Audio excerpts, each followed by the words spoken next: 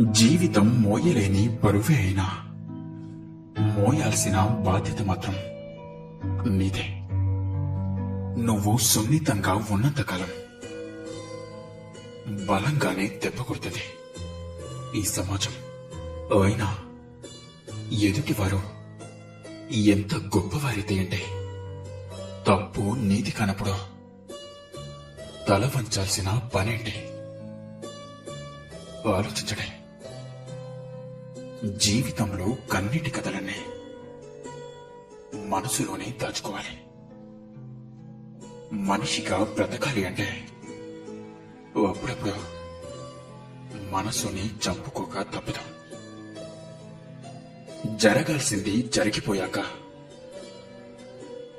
ఎలా అయిందో ఆరాలు తీయకుండా ఏం చెయ్యాలో ముందు అది ఆలోచించు. పడిపోవడం తప్పు కాదు, అలాగే లేవడం పెద్ద గొప్పేం కాదు. నిన్ను పడదూసిన వాడి పని పట్టకపోవడమే పెద్ద తప్పు. గుర్తుపెట్టుకోండి, జీవితంలో అన్ని అనుభవాలను నేర్పేది ఒక మధ్యతరగతి జీవితమే. ఇవ్వడంలో ఉన్న ఆనందానికి అలవాటు పడ్డ వాళ్ళకి తిరిగి పొందాలన్న ఆశ ఏమాత్రం ఉండదు. అలాగే పొందిన దాని మీద ధ్యాస ఉండదు. మనిషి విజయం సాధించినప్పుడు అప్పుడు తనలో మేల్కొంటుంది అహంకారం. ఇక అలాగే మనిషి తరచుగా ఒక విషయాన్ని మర్చిపోతూ ఉంటాడు. వంగి ఉండడం. ఆలోచిస్తూ ఉంటారు, నేను వేరే వాళ్ళ ముందు ఎందుకు వంగి ఉండాలి అని. అవునా? ఇక అలా ఎందుకు అవుతుంది అంటే మనిషి ఒక ముఖ్యమైన విషయాన్ని మర్చిపోతూ ఉంటాడు. ఈ ప్రపంచంలో, ఈ జీవితంలో ఏదైతే పొందాడో అది తను వంగే పొందాడు అని. బాల్యంలో నడవటం ఎలా నేర్చుకున్నాడు? ఈ భూమి పైన వంగి పడుతూ లేస్తూ. పెద్దవారి ఆశీర్వాదాలు ఎలా తీసుకుంటాం? వంగే తీసుకుంటాం. ఒక రైతు పంటను కొయ్యాలి అంటే వంగి కొయ్యాల్సిందే. కుండ నుంచి తాగటానికి నీళ్లు తీయటానికి మనం వంగి తీరాల్సిందే. భగవంతుడి దగ్గర నుంచి ఆశీర్వాదాలు పొందాలి అంటే వారి ముందు మనం వంగి ఉండాల్సిందే. తుఫాను వచ్చినప్పుడు వృక్షాలు సురక్షితంగా ఎలా ఉంటాయి? వంగి. గౌరవం ఎలా పొందగలుగుతాం?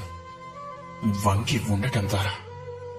ఎవరి ముందైనా వంగి ఉండటం అంటే దాని అర్థం మన ఆత్మగౌరవాన్ని వదులుకోవడం కాదు. దాని అర్థం ఏమిటి అంటే వినయం. మనం మనుషులం. మనం ఆ ఆకాశాన్ని అందుకోవాలంటే ఎటువంటి పక్షిలాగానో మనకు రెక్కలు అవసరం లేదు. కేవలం మనం ఎంతైతే వంగుతామో అంతే పైకి వెళ్తూ ఉంటాం. గుర్తుంచుకోండి, జీవితంలో ఎప్పుడు కూడా నిరాశ చెందవద్దు. బలహీనమైనవి కేవలం నీ పరిస్థితులు మాత్రమే, నువ్వు కాదు. ఎప్పుడు కూడా గర్వంతో ఉండవద్దు. భగవంతుడి యొక్క ఆశీస్సులను కోల్పోతారు. ఈర్ష్యతో ఉండవద్దు. స్నేహితులను కోల్పోతారు. కోపంగా ఉండవద్దు. మిమ్మల్ని మీరే కోల్పోతారు. అర్థమైందనుకుంటా. ఎక్కడైతే వెలుగు ఉంటుందో అక్కడ ఖచ్చితంగా నీడ కూడా ఉంటుంది. ఎక్కడైతే కష్టాలు ఉంటాయో అక్కడ సుఖాలు కూడా ఖచ్చితంగా ఉంటాయి. ఎక్కడైతే నిన్ను హేళన చేశారో అక్కడే నిన్ను నువ్వు నిరూపించుకో. ఎక్కడైతే నిన్ను తక్కువగా అంచనా వేశారో అక్కడే నువ్వు గెలిచి చూపించు. నిన్ను చూసి హేళన చేసినవాడు రేపటి రోజున నీ చుట్టూ తిరుగుతూ జైజైలు కొడుతూ ఉంటాడు. జీవితంలో విజయాన్ని సాధించాలి అనుకునేవారు ఈ 2 లక్షణాలను ఖచ్చితంగా కలిగి ఉండాలి. ఒకటి నిశ్శబ్దం, ఇక రెండవది చిరునవ్వు.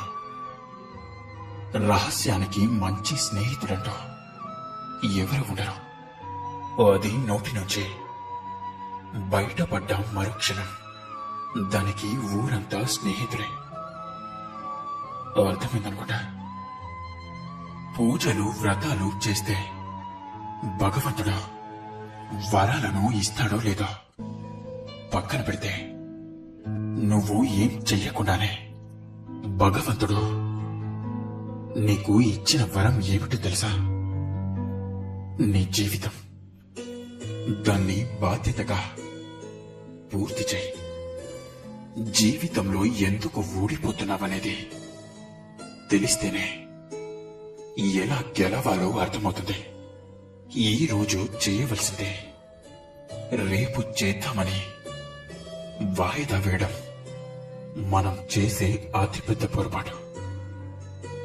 గుర్తుపెట్టుకోండి, ఎదుటివాడి స్థాయిని బట్టి మాట్లాడేవాడి కన్నా ఏ స్థాయిలో ఉన్నా ఒకేలా మాట్లాడేవాడే అత్యంత గొప్పవాడు కదండరా.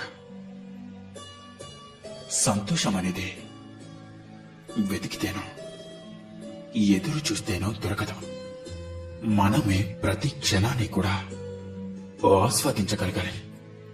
సమస్యలు వచ్చాయని ఏడుస్తూ కూర్చుంటే బాధలు నీ బంధువులుగా మారి తరచూ మీ ఇంటి తలుపును తడుతూ ఉంటాయి. మీరు గెలుపు గురించి అతిగా ఆలోచించకండి. వచ్చిన అవకాశాన్ని సక్రమంగా ఉపయోగించుకుంటే చాలు.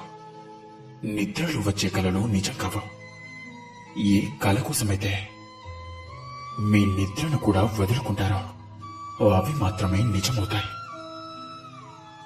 అర్థమైందనుకుంటా. కొన్ని సమయాల్లో ఇతరుల నోటిని మోయించడానికి ప్రయత్నించడం కన్నా మన చెవులని మూసుకోవడం చాలా మంచిది. బద్ధకస్తుడికి చాలా ఇష్టమైన పదం ఏమిటో తెలుసా? రేపు. అది ఎప్పటికీ కూడా ఈ రోజు అవ్వదు. ఒక్కటి మాత్రం గుర్తుపెట్టుకోండి, మీరు వృధా చేసే ప్రతి ఒక్క నిమిషం కూడా భవిష్యత్తులో నీ అదృష్టాన్ని తప్పకుండా తారుమారు చేస్తుంది. గుర్తుంచుకోండి, జీవితంలో ఈ 5 పనులను తప్పకుండా మానుకోండి. 1, అందరి దగ్గర సహాయం కోసం చేతులు చాచడం. 2, జీవితంలో వచ్చే మార్పులకి భయపడటం. 3, గతం మిగిల్చిన చేదు జ్ఞాపకాల్లో జీవించడం. 4, మనల్ని మనమే తక్కువ అంచనా వేసి చూసుకోవడం. ఇక 5వది, ప్రతి చిన్న విషయానికి కూడా అతిగా ఆలోచించడం. ఈ 5టిని మార్చుకుంటే మీ జీవితంలో ప్రశాంతత ఎప్పటికీ ఉంటుంది. ఇక అందరూ నాతో పాటు ప్రేమతో ధ్యానించండి. రాధా కృష్ణ.